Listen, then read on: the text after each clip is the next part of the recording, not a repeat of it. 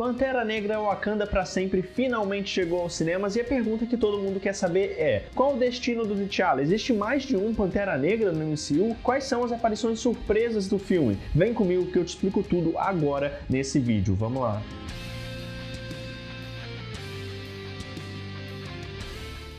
Você já pensou se você pudesse criar os seus próprios games com o mundo do seu jeito, os seus personagens e os sons que você imaginou e ainda ganhar dinheiro com isso? Então se liga, a partir de hoje você vai poder tornar isso real. A Dunk Code tem o melhor curso de desenvolvimento de games do mercado que foi criado para você aprender de forma simples e acelerada. Com ele você vai poder criar mais de 25 jogos em 2D, em 3D e dominar as principais game engines do mercado e ainda vai poder criar sua própria game engine. Mesmo que você ainda não entenda nada de programação de games, você vai sair de lá especialista. Você vai ter acesso vitalício ao curso e você vai poder assistir no seu tempo, quando você quiser. Lá você vai ter acesso a um suporte individual para tirar suas dúvidas e garantir o seu aprendizado com atualizações semanais no curso sem pagar nenhum real a mais. Além de um certificado e diversos bônus que vão te ensinar a divulgar seus games e lucrar nesse mercado. Então não vacila, clica no link na descrição ou no comentário fixado e garante sua vaga. Fala nerds, eu sou o Lucas, sejam muito bem-vindos ao Experiência Nerd. Com tantos anos de espera, a continuação de Pantera Negra finalmente saiu. Já tá dando o que falar e o que sempre deixou os fãs em dúvida é sobre quem seria o novo Pantera Negra. E agora a gente tem a resposta. E não só isso, como também aparições surpresas, novos personagens muito importantes no MCU. Você quer saber tudo o que acontece? Então, a gente vai descobrir tudo isso agora, mas antes eu preciso muito do seu like aí embaixo. Já deixa o seu like aqui e se inscreve no canal se estiver me conhecendo pela primeira vez, que assim eu vou trazer muitos outros vídeos da Marvel para você. Então você precisa estar inscrito aqui, é muito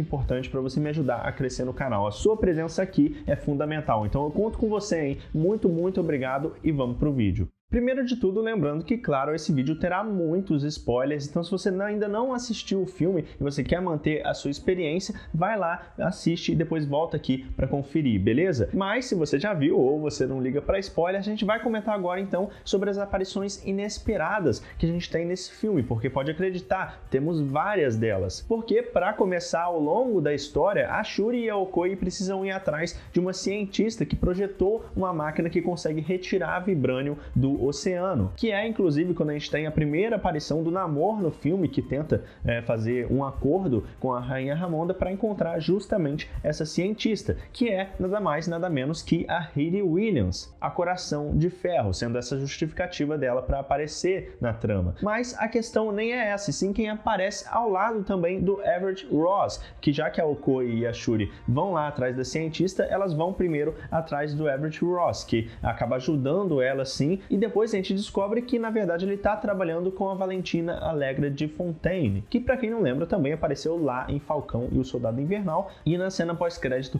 de Viúva Negra. Lá na série do Falcão e o Soldado Invernal, tentando recrutar o agente americano, e a outra aparição que era ela colocando a culpa no Gavião Arqueiro sobre a morte da Natasha Romanoff para Helena Belova e caçar ele lá na série do Gavião Arqueiro. Então, essa aqui é a terceira aparição que a gente tem dela e ela aparece de um jeito bem inesperado, revelando inclusive que já tinha uma relação com o Everett Ross, que a gente nem imaginava. E com o passar do tempo ela vai desconfiando que o Ross está escondendo alguma coisa dela, já que ele conseguiu uma evidência do crime, que é aquela pulseira da Shuri, né, que é justamente o que consegue fazer a ligação dele com a Rainha Ramonda para ele avisar que os Estados Unidos estão interessados em atacar Wakanda. E apesar de eu ter achado legal de terem colocado os dois de volta aqui, eles estão, na verdade, bem deslocados na trama, né? E principalmente a Fontaine, que é uma atriz que eu gosto bastante, a Julia, que faz a Elaine na sitcom Seinfeld, mas dá pra perceber que ela tá ali só pra ser mais uma das aparições dela antes do filme dos Thunderbolts. De qualquer forma, foi bem inesperado essa aparição, mas outra aparição inesperada também, e essa sim bem surpreendente pra falar a verdade, mas que já tinha sido muito especulada, é a do Killmonger. É isso mesmo, o vilão Killmonger do filme anterior, interpretado pelo Michael B. Jordan, volta aqui em uma nova cena quando a Shuri ela tenta refazer a erva coração, só que agora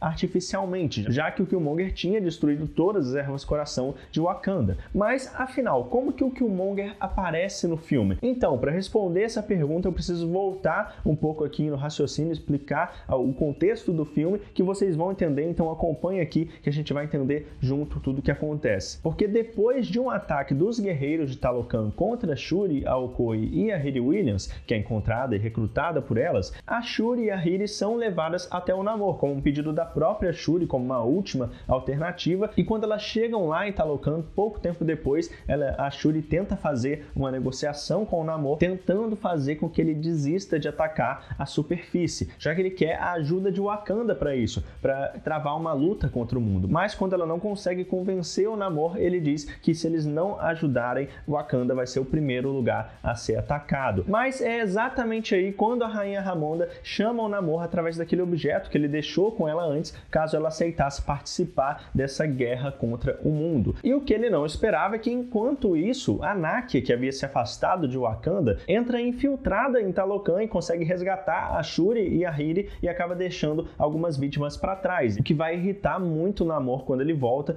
quando ele vê uma de suas guerreiras feridas ali e que acabam morrendo. Então esse era o ponto de partida que ele precisava agora para ir junto com a Namor e todo o seu povo declarar a guerra contra Wakanda. Mas até agora você deve estar se perguntando, né? Lucas, o que isso tem a ver com o Killmonger, afinal? Bom, você já deve estar percebendo que a Rainha Ramonda é uma das personagens mais importantes do filme. Inclusive é uma das minhas personagens favoritas, se não a minha favorita desse filme. E com o ataque surpresa do Namor, ele consegue chegar até o trono de Wakanda, explodindo tudo ao redor e inundando o lugar com a Ramonda e a Riri Williams ali dentro. E diferente da Riri, a Rainha Ramonda acaba morrendo afogada. Realmente é uma cena bem tensa, bem triste também. Mais uma perda gigantesca para a nação de Wakanda, né? E é justamente essa morte da Rainha Ramonda que faz tudo mudar para Shuri e buscar vingança contra o Namor, assumindo o manto de Pantera Negra e tomando uma nova erva artificial que concede a ela os poderes de Pantera Negra. E durante o processo ela vai até aquele mundo espiritual que o T'Challa foi no primeiro Pantera Negra, e agora a Shuri também consegue acessar o mundo espiritual querendo reencontrar a sua mãe Ramonda. Mas quem aparece é o próprio Killmonger, confrontando ela, lembrando do que ele fez antes a Wakanda sem arrependimentos e dizendo que ela deve decidir que tipo de atitude ela terá com o Namor. E é esse sentimento da Shuri que guia o restante do filme. Então realmente foi impressionante a gente ver o Michael B. Jordan de volta aqui como Killmonger. Muitas pessoas estavam esperando para ver se o Killmonger ia aparecer de alguma forma e ele realmente apareceu. Loucura, né? Já disse aqui embaixo, inclusive, o que você achou dessa cena, se você estava esperando, se você se surpreendeu na hora quando virou a câmera assim no trono. Realmente foi uma cena bem legal, mas não para por aí, porque se você acha que acabou por aqui, você está muito enganado, porque agora a gente chega no momento mais importante desse vídeo, a cena pós-crédito. É isso mesmo, o filme tem apenas uma cena pós-crédito, mas bem importante para estabelecer um recomeço para Wakanda, pensando até no futuro dos personagens a partir de agora, como eu já tinha dito na minha crítica que está disponível aqui no canal. Mas, afinal, como são essas cenas pós-créditos? Ao longo do filme, como eu disse, a Nakia é recrutada para resgatar a Shuri e a Riri lá em Talocan. E ela consegue isso e até participa da batalha final, mas antes disso, a gente viu ela, a primeira cena que ela aparece é numa escola afastada de Wakanda. A gente descobre que depois dos eventos de Guerra Infinita, com o estalo de dedos do Thanos com a Manopla do Infinito e a extinção de milhares de vidas pelo universo, incluindo a própria vida do T'Challa, a Nakia acabou se afastando durante vários anos de Wakanda. E outro detalhe importante é que a Rainha Ramonda, se vocês perceberem bem,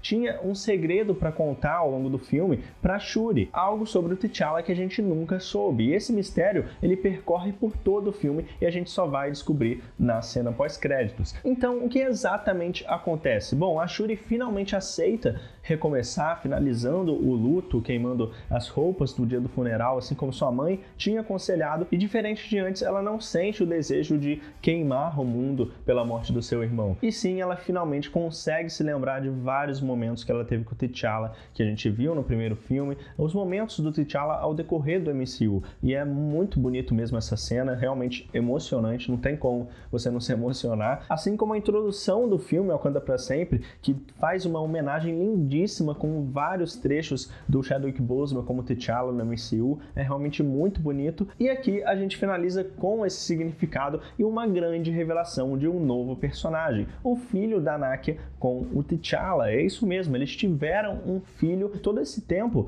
a Nakia escondeu o garoto para que ele não crescesse com essa pressão em torno do trono de Wakanda. E já que a gente teve um salto temporal entre Guerra Infinita e Ultimato, já se passaram 6 anos desde que o menino nasceu. Ele tem 6 anos de idade e o nome haitiano dele é Toussaint, mas o nome verdadeiro dele é T'Challa, como homenagem ao seu falecido pai. O que foi uma forma, então, que a Marvel encontrou para conseguir substituir o T'Challa sem que eles precisassem trocar o ator, né? Sem que precisasse trocar o Chadwick Boseman de uma hora para outra, já que ele já tinha falecido. Então eles trazem um filho que a gente não sabia e com o mesmo nome de homenagem, o que é bem bonito, mas acaba sendo uma solução simples também, né? Para tentar consertar, né? E praticamente fazer um reset do personagem. Foi uma saída mais fácil, mas com certeza pensando no futuro, porque muito provavelmente ele deve se transformar no novo Pantera Negra. E inclusive, olhando para os quadrinhos, quando o T'Challa ele passou pelo rito de passagem de Wakanda na sua adolescência, ele conheceu e acabou salvando uma órfã chamada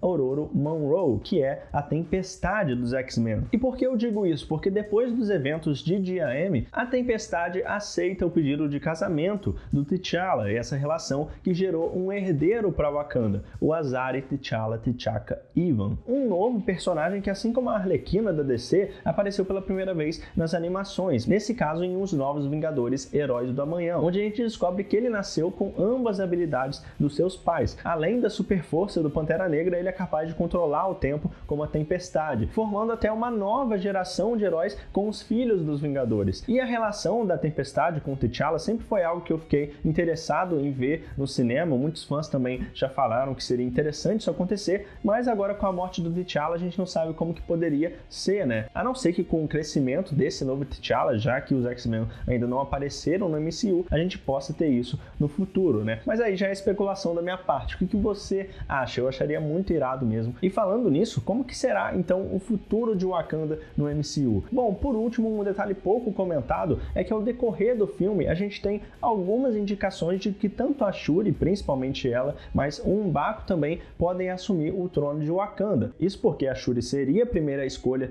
para assumir como rainha, mas quando seria o dia então dela ser coroada como rainha, a gente vê o M'Baku no final do filme descendo da nave no lugar dela, solicitando um novo desafio pelo trono, assim como ele fez lá no primeiro Pantera Negra. Então, para mim, eu acho que os dois podem virar reis de Wakanda, mas eu imagino que temporariamente guardando o terreno para o novo T'Challa substituir o seu pai como Pantera Negra. E aí, o que você achou dessa ideia? Qual revelação mais te surpreendeu? Quem vai ser o rei de Wakanda a partir de agora? Já comenta aqui embaixo qual a sua opinião, eu quero muito saber, e já deixa o seu like aqui embaixo. Se você está me conhecendo hoje, se inscreve no canal com o sininho ativado, que é muito importante para você ficar informado sobre tudo, e não vai embora ainda. Confira ainda esses outros vídeos que eu separei para você, eu tenho certeza que você vai gostar. Muito, muito obrigado, é isso aí, valeu, falou e até mais.